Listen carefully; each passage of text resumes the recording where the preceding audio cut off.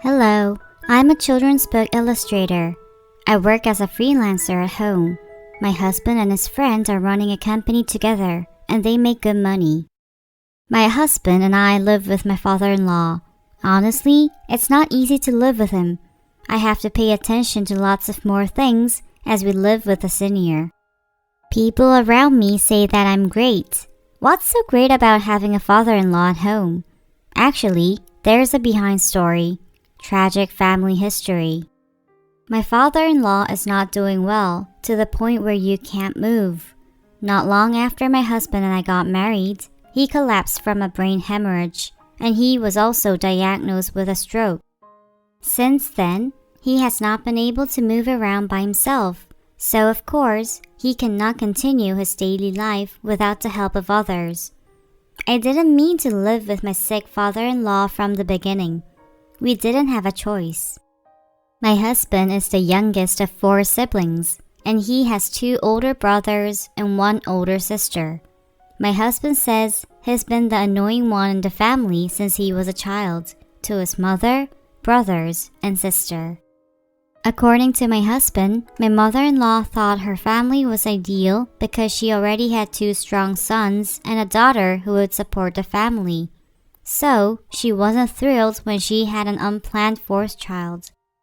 It was already hard to make ends meet back then, and she had another one to feed. Would that be why? My husband says he only has depressing memories when he thinks of his childhood. It's because he remembers being scolded all the time and his mother is saying, "You shouldn't have been born." How hurt he must have been at a young age to hear that from his mother. One day, he was beaten to death for shouting at her. When his mother was that bad to him, how do you think his brothers treated him? They treated him like a servant instead of taking care of their little brother. The only one who supported my husband was his father. At that time, my father-in-law worked somewhere far from home, and he came home only on the weekends. He came home every Friday and went back on Sunday. So, my husband always waited for Friday nights. My father-in-law didn't discriminate against his children, but he especially cared about his youngest, my husband, to the point where he hugged and played with him whenever he saw him. It's obvious that my husband loves his dad. He might have been so kind because he knew his wife was treating her youngest son that way. During vacation, my husband used to stay with his father at his workhouse. My husband said he preferred to stay at the workhouse rather than home. He said that if it weren't for his father and his love towards him, he might have made a bad choice of ending his own life. It was my father-in-law's love that saved him. My husband said he studied hard to make his father proud and endured the abuse of his mother and brothers. My husband faced a shocking incident in his junior high years, which was his mother's affair. He saw his mother sneaking around with several men. She once called her boyfriend to the bedroom at dawn to have affairs while her husband was away for work. My husband was a teenager, and he was shocked, but he didn't dare to tell his father. He was afraid that if his parents got divorced, he would have to live apart from his father. So, he had no choice but to keep his anger toward his mother. And it also made him study even harder. He thought that he just had to succeed to live with his father. He got good grades and wanted to go to a university, but he couldn't pursue his dream because he knew the family's financial situation was harsh. But he couldn't give up either. So, ever since he was 15, he had been doing all kinds of part-time jobs that he could do. But obviously, a middle school student could not make enough money for anything. It was just pocket money. He felt that he had to get a job as soon as possible and make money, so he told his high school teacher about his situation. The teacher advised him to aim for an academic excellence scholarship. Then, my husband got hope again, and he studied even harder than before. Also, his teacher has helped him a lot since then, so he was able to get a high score on the college entrance exam. His teacher also helped him find the list of the schools where he could enter with a scholarship. Thanks to his help, my husband could join the university he wanted to enter. The only one in the family who was happy to hear about his acceptance was my father-in-law. His brothers and sisters didn't even know he got into a university. I'm sure it was because everyone was busy living, but isn't it too harsh for a family to be so? My husband was able to live on his own, leaving his family, after he started university. To be precise, a well-off friend thankfully let my husband live in a free room in his house. That's how my husband's college life started, and in the fall of his freshman year, we two met. We didn't go to the same school. I went to his university's festival with my friends and met him there. One of my friends was dating one of my husband's friends. They introduced each other's friends. My husband showed his affection for me first, and I didn't hate him because he had a good impression. Most of all, we clicked really well. We had to go home on the last bus, and right before we said goodbye, my husband asked for my number. I wrote it down on a note, and a few days later, my husband called me. After that, we met a few more times, and then we started dating. My husband always took care of me, even though he was so busy working part-time and studying for school. I liked such a sincere and kind side of my husband, who was also reliable. Then my husband went for the mandatory military service, and we started a long-distance relationship. One time, I brought food and went to see him, and he was glowing. I asked him what happened, and he said, "It's my first time eating all 3 meals without any pressure. I feel so comfortable. I might want to stay in the army later on, haha." I thought he was only joking at first, but later on, hearing his stories, I understood how he felt then. His hard life must have made him really feel that way. Time flew, and he was discharged. Meanwhile, I got a job at a publishing company. My husband returned to school, continuing his busy life, working part-time and studying at the same time, just like before.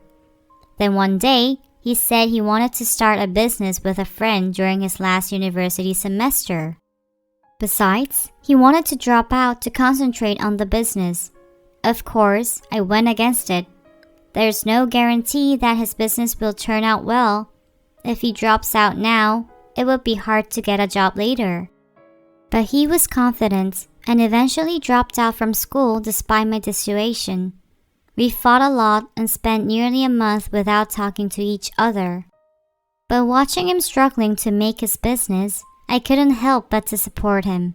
I held out my hand first to make up with him because I wanted to be supportive. My husband's company was a company that produced computer programs and handled smartphone apps. I don't know if it was just being bold, but my husband and his friends seemed really confident. But as with everything, it was not easy to build something from scratch. So did my husband's company. At first, they had a hard time, but a great chance came to them eventually. The smartphone app they released as a trial began to go viral, and the apps they launched made hits one after another. The company got on track. It was a miracle. The company my husband worked on with all his youth grew little by little, and now it has become a medium-sized enterprise. His efforts paid off. At that time, I was in charge of illustration design at a publishing company. The company was one of the biggest ones, so I was making pretty good money to have a stable life. Then, I started to think more about married life. However, no matter how long I waited, my husband didn't ask me to marry him. I was starting to feel upset, and one day, my husband came to my company, asking me to have dinner with him. Then, I just realized that he had come to propose. He was wearing a suit with a tie, and he was rubbing sweats off his hands. I pretended that I didn't recognize and patiently waited for him to propose. I was just curious how this shy man would ask me to marry him. So, we were done with the food, and I was about to stand up. He held my hand. Then, he said in a trembling voice that he thinks he can make a warm family with me, even though he has no idea what it's actually like. He eventually asked me to marry him. There was no impressive event or touching words, but I saw the sincere mind through his eyes, and I happily said yes. Afterwards, we moved to a cafe and shared all the stories we hadn't had a chance to share, mostly about my husband's family, his childhood, family history, hard times, dad, and everything. I could not hold my tears listening to the stories that he told me in a calm voice. I've known him ever since he was 20, so I knew he wasn't from a wealthy family, but I didn't realize it was that harsh. You'll see that my dad is the only family I have. I hope you can just ignore and let it go even though other family members hurt you in any way. I'm so sorry I'm this way. I told my husband not to worry. I was confident I could get through them because I've worked with so many different colleagues, but I was still a bit worried because they would become my family. We went to meet the in-laws. When I got to my husband's home, my father-in-law was the only one greeting us, just like my husband had told me. My mother-in-law didn't hesitate to express her twisted thoughts. I can't believe you want to marry before your older siblings. Where did you learn your manners? We've never heard from you, and now you're getting married, you need your parents all of a sudden? You ungrateful. Throughout the whole visit, she talked down to my husband. My husband was looking down like he'd done something wrong. I knew this was coming, but my heart broke seeing it with my own eyes. On that day, we held back how we felt and just listened to the mother-in-law's complaints. We weren't even able to get a proper dinner, but left the house as if we were kicked out. I was angry and furious, but I held it in because I knew my husband would feel worse. I didn't want to add any more. On the other hand, my family greeted him with all arms wide. My parents treated him like a son because they've known him since we were university students, and we also had dinner together a couple of times. My husband was also cheerful and excited with them, unlike with his family. I also felt great seeing him so happy. I wanted to live with him so he could be loved, at least from my family. And soon, both families met together for the first time to get to know each other and share more talks about the marriage. I was very worried about my mother-in-law's attitude, but she was actually acting fine at the meeting. Maybe it's because my parents were there. We both didn't have much savings then, so we decided to have a small wedding only with some relatives and friends. Finally, it was the wedding day, and we had a smooth ceremony. But we faced hardships not long after we got married. My father-in-law collapsed. We took him to a hospital, and they said it was a stroke. Then, when my mother-in-law heard the news, she started to wail like he has died or something.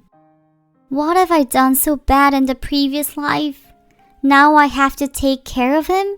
I'm such an unlucky person. Why me? People were looking at her as she was screaming, but she didn't seem to care at all. When my husband saw her like that, he clenched his fist. I was worried if he might do something he would regret. My mother-in-law wailed for a while, and then she turned to us and said, "You know your siblings are busy. You two are the ones with the most free time. Move into the house and take care of him. You would have to quit your job anyway, as you're a married woman now." I just could not understand how she could ask me, who just got married, to take care of her own husband, and also be so shameless. She was basically telling me to live with the in-laws. I lost my words with the fact that I had to live with my in-laws, and had to take care of the sick father-in-law overnight. I guess I can take care of my father-in-law, but this just isn't right. But it seemed to be that my husband was actually listening to what she was saying. That night, he said that we would have to take care of his father, but it was not possible to have him in our house. It was too small for 3 people, especially for a patient. My husband begged me, crying. I couldn't say no to those tears. So I thought, why not? So we decided to move into my husband's house. I resigned from the company and started to really focus on looking after my father-in-law. But you know what? I was doing all the carings all by myself, and my mother-in-law didn't lift a finger. But she was nagging and complaining so much that it almost seemed like I brought my dad into the house. I wanted to give up everything, but I just couldn't because of my husband. Although my father-in-law could not freely move, he heard and saw everything his wife was doing. He teared up whenever he saw me and told me he was really sorry. I felt so sad whenever I had to hear him say that. Unlike him, my mother-in-law never stopped bothering me, and she often said horrible things while sitting next to him. Gosh, he should be dead already. She was a monster. How can she say those things to her husband whenever she sees him? I just couldn't stop taking care of him, knowing that she was saying those things. I once again made up my mind that I would do my best to look after him. My husband was always sorry to me, taking care of the family, living with the in-laws, and looking after his sick father. Honestly, I still get angry when I think about those times, but this wasn't all. We both used to earn money, but my husband became the only breadwinner. But the whole family used his money on households. His mother was also using his money, and his sick father's treatment was not cheap, so we started to have financial difficulties. But then one day, I came back from a grocery store and my father-in-law was not home. He would not have gone outside by himself, considering his physical condition. So I went to my mother-in-law and asked about his whereabouts. And you know what? She said he went to a senior care center. I asked her what was going on, but she only said nonsense. I was doing you a favor. You should thank me. I know a friend running a center, and she said they would take him, so I sent him away. Don't worry about the money, I'll pay for it. It was unbelievable. How can you do that kind of thing without consulting with your family?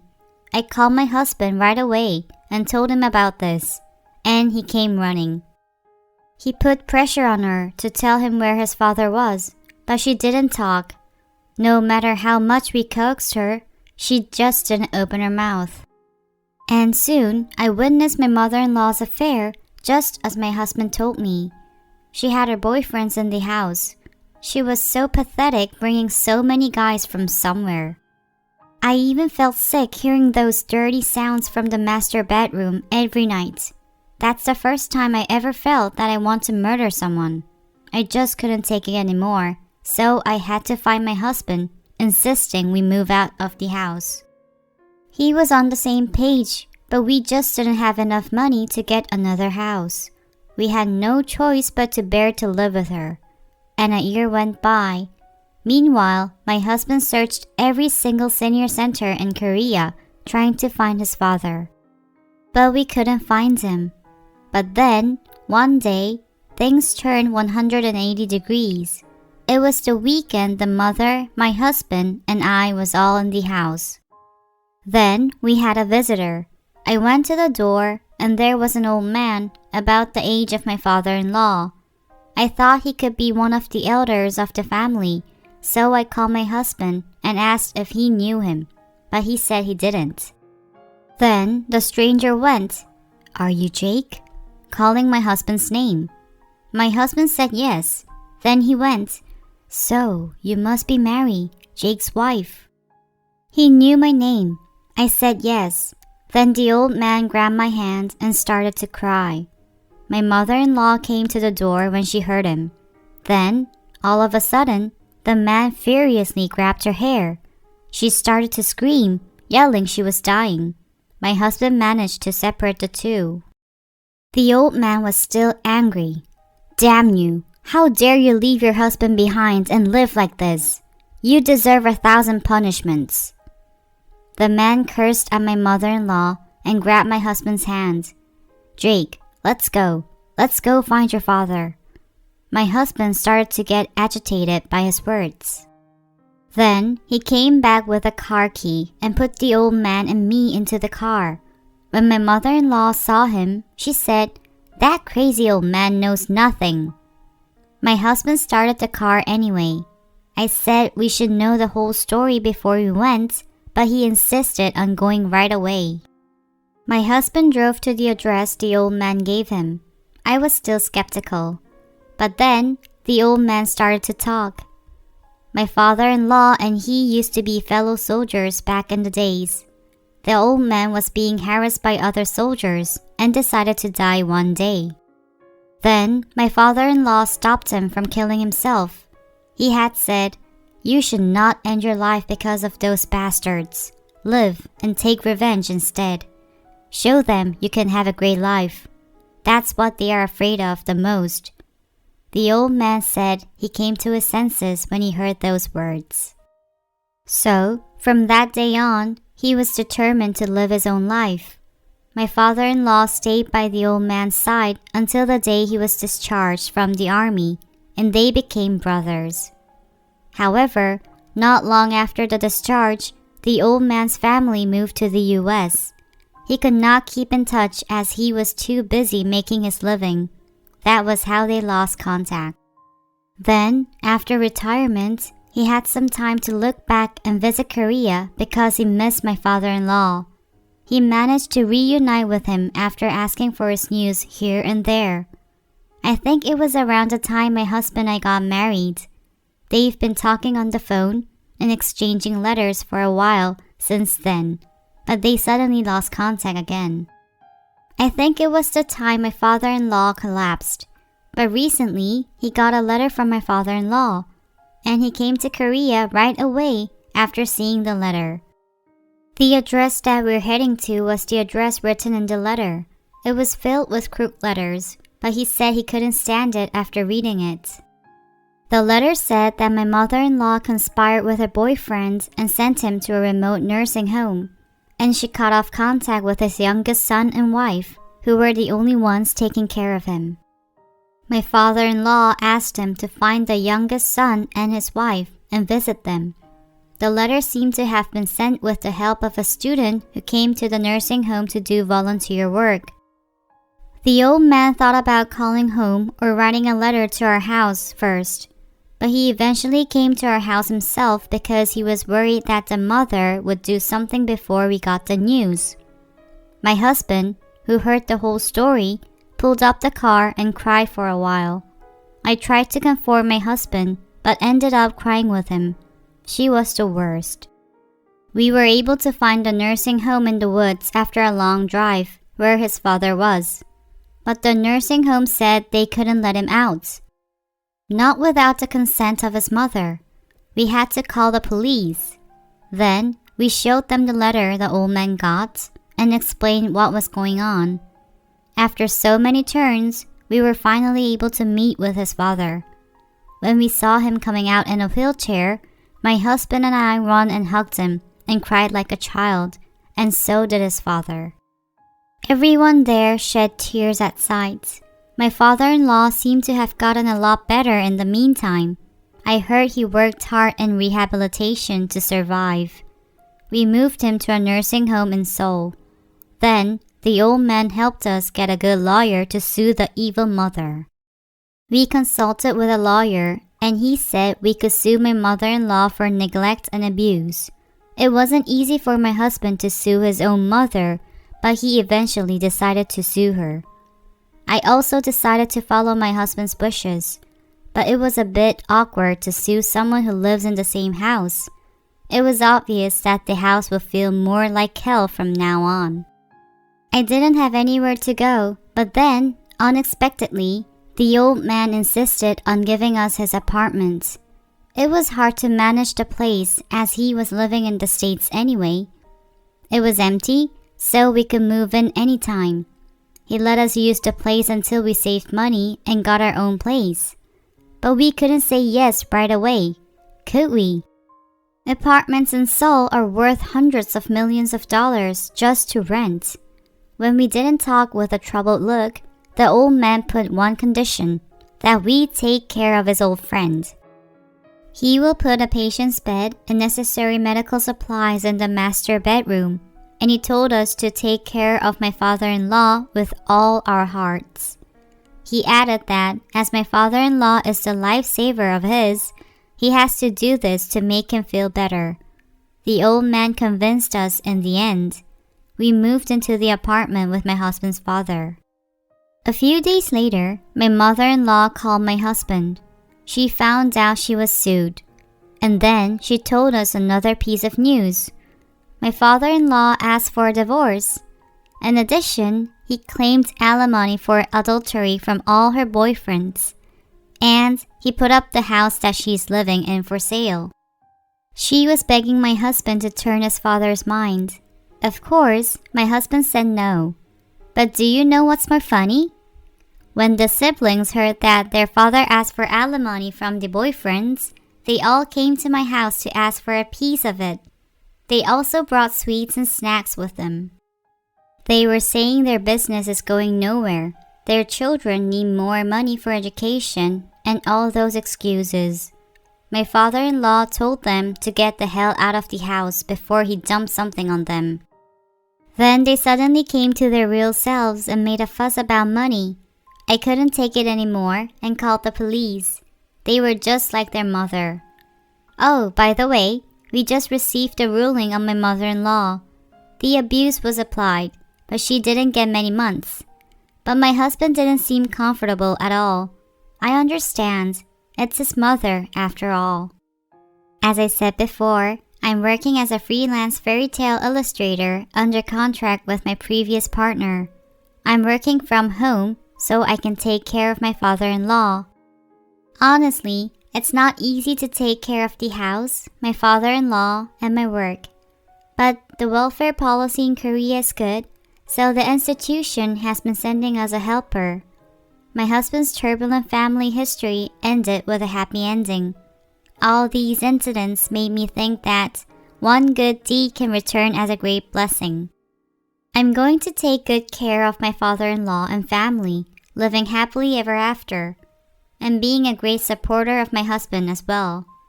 Then, one day, I'll be once again blessed, right?